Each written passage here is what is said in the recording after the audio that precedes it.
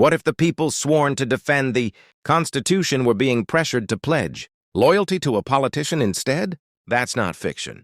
That's what allegedly happened at Fort Bragg, where soldiers were reportedly told to keep their political beliefs quiet or be removed from an event with the president. A MAGA merch stand popped up on base, and the military's long-standing tradition of neutrality shattered. In a fiery congressional hearing, Congressman Pat Ryan confronted top brass demanding answers, calling out violations and even urging the Secretary of Defense to resign.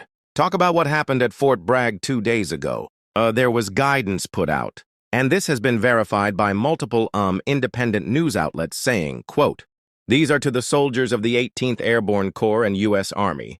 If soldiers have political views that are in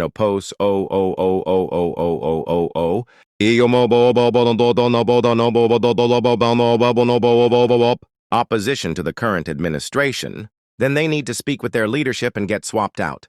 This is swapped out of the event with the president." In addition, in an incredibly disturbing incident, there was a pop-up shop selling MAGA merchandise on post at Fort Bragg.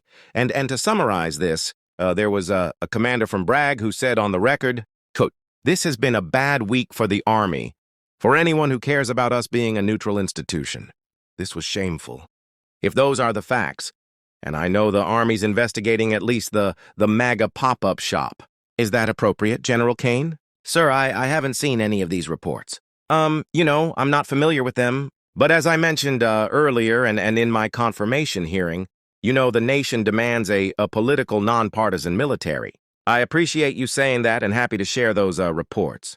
Secretary Higgs, are you familiar with DoD Directive 1344 and so? Political activities of the members of the armed forces? Well, first off, are you pledges are being done under this administration? I reclaim my time. Are you familiar with this DoD directive?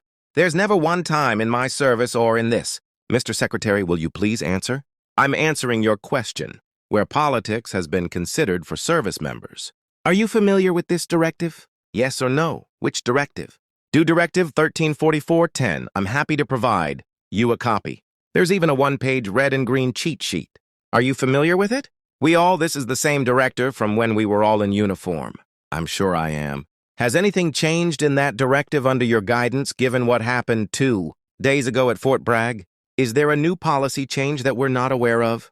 Again, I totally reject your insinuation. Is there a policy change to DoD Directive 1344-10? I know what you're attempting to insinuate. But there's been policy change and there is no policy. Mr. Secretary, have you ever worn a MAGA hat in front of the troops? I have.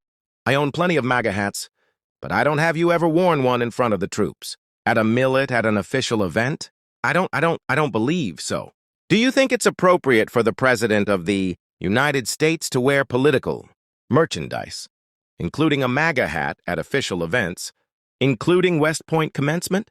The Commander-in-Chief, yes or no, can wear whatever hat he wants to include the phrase "Make America Great Again" because I would like to America great again as well. So, you think that's appropriate? The Commander-in-Chief has the right in front of his troops to wear whatever he'd like. Okay, I strongly disagree with you, and I urge you both, especially you, General Caney, as we see an increasingly political rhetoric, including from the Secretary, to please for the good of our troops. This is an incredibly difficult moment, and we need leaders like you to continue to echo the apolitical nature. I have 12 seconds. Mr. Secretary, I don't say this lightly. I have to say this on the record. I think your tenure as Secretary of Defense has been shameful and weak, and you should resign. I yield back. Gentlemen, this wasn't political theater. It was a direct attack on the erosion of democratic norms within our armed forces. If soldiers are being turned into campaign props, what does that mean for the Republic? Stay tuned, because what you're about to hear might change how you see the U.S. military forever. Fort Bragg became the center of a storm no one saw coming. It wasn't just a local controversy. It was a national wake-up call.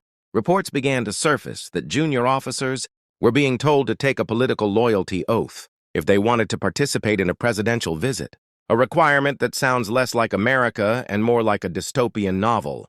And if that wasn't enough, a pop-up shop was caught selling mega merchandise right on base, turning military grounds into a campaign gift shop. The backlash was immediate. Soldiers and commanders were rattled. One officer went on record saying, "This has been a bad week for the Army, for anyone who cares about us being a neutral institution.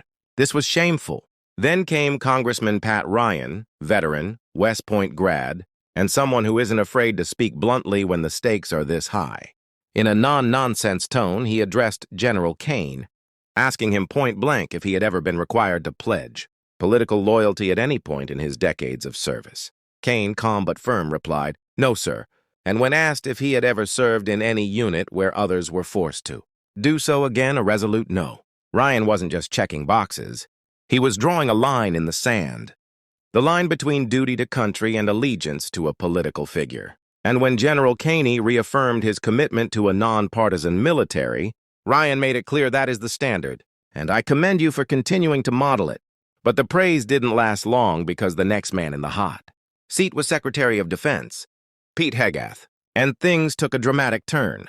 Ryan came in sharp, referencing a critical Department of Defense Directive, Bantun 344-10, which explicitly bans political activity by members of the armed forces. He asked Hegseth a simple yes or no. "Are you familiar with this directive?" Hegseth dodged. He shifted. He fumbled. He started defending the president, claiming there were no pledges required under his administration. Ryan wasn't having it. He cut in, reclaiming my time. "Are you familiar with this directive?" It was a simple question, one every top military official should have an answer to. But instead of clarity, the room filled with tension. Hegseth kept dancing around the question, trying to downplay the very rules that hold our military. When pressed again on whether any policy had changed, Heath snapped back. "I totally reject your insinuation. But that's the thing." Ryan wasn't insinuating. He was exposing. If there's no new policy, then how did a loyalty pledge directive get issued at Fort Bragg? If neutrality is still the rule, then why was a MAGA merch table allowed to operate on a U.S. Army post? These weren't baseless claims. They were verified by multiple news outlets and whistleblowers inside the chain of command. And when Ryan asked Hegseth if he had ever worn a MAGA hat in front of troops during an official event, the answer was blurry. "I own plenty of MAGA hats," Hegseth admitted, "but I don't believe I wore them in front of troops." Let that sink in. The Secretary of Defense couldn't definitively say he hadn't worn partisan gear in front of soldiers during official duties, and it didn't stop there.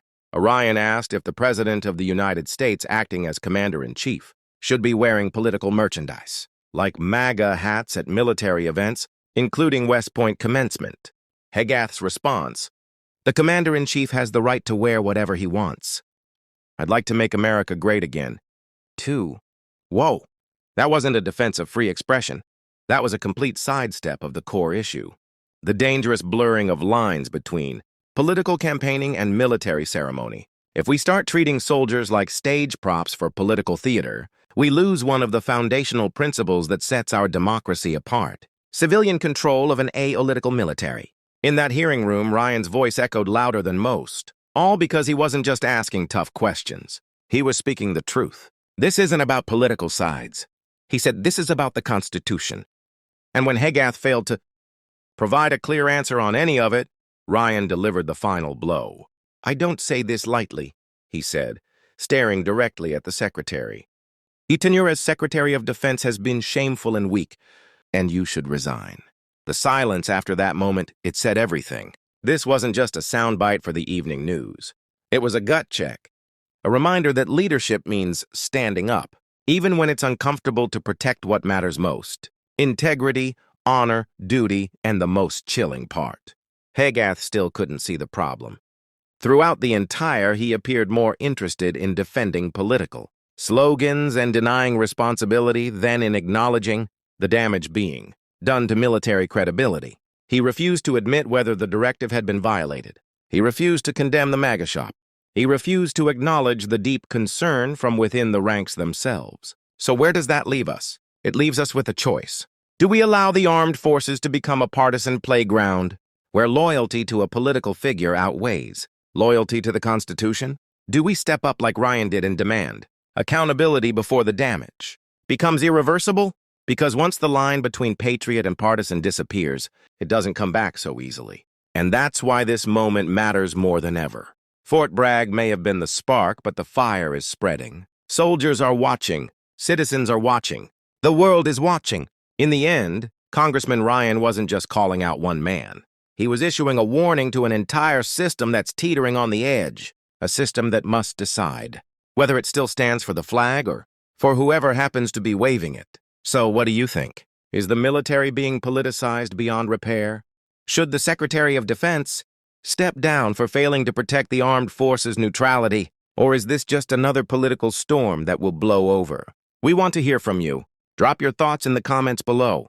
And if you found this video eye-opening, don't forget to like, subscribe, and hit that notification bell because the next story we're covering might be even more explosive.